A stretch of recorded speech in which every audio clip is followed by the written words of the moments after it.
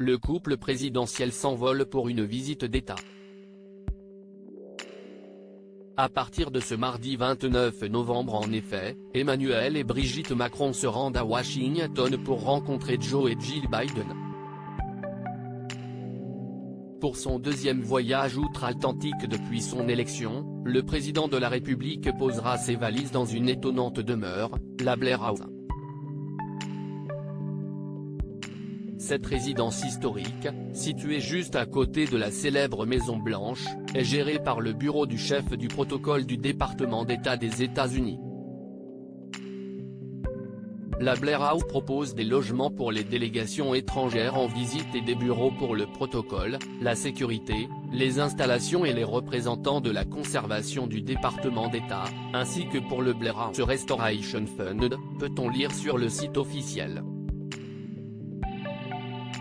Cette résidence officielle est composée de 4 maisons, 2 sur Pennsylvania Avenue et 2 face au parc Lafayette sur Jackson Place. Aujourd'hui, le complexe dans lequel dormiront Emmanuel et Brigitte Macron contient plus de 120 chambres, sur une superficie totale de près de 6,000 m². La Blair House dispose, elle, de 14 chambres, chacune avec une salle de bain complète, 3 salles à manger formelles, 2 grandes salles de conférence, une cuisine chaude et froide supervisée par un chef exécutif et un sous-chef, un salon de beauté entièrement équipé, une salle d'exercice et une buanderie. Au fil des années, les chefs d'État du monde entier y ont séjourné, comme Charles de Gaulle, Élisabeth II ou encore l'empereur du Japon. Blair House, un président pris pour cible. Et si ce bâtiment historique fait la fierté du président des États-Unis, il possède pourtant une sombre histoire. Le 1er novembre 1950, 2 nationalistes portoricains ont en effet tenté d'assassiner le président Truman dans la Blair House, où il séjournait temporairement.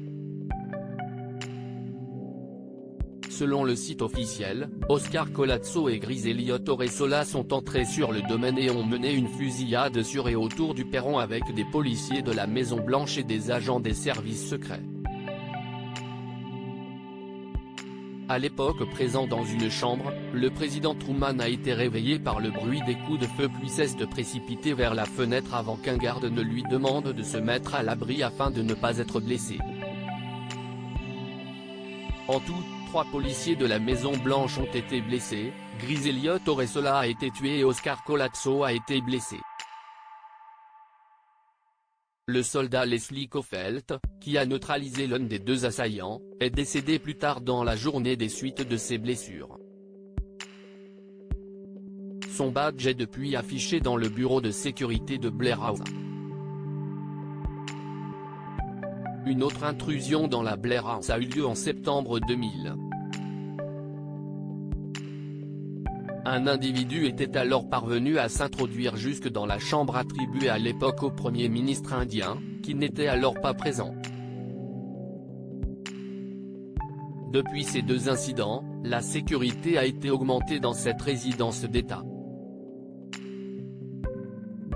Comme de nombreux présidents de la République avant lui, Emmanuel Macron pourra donc y dormir sur ses 2 oreilles.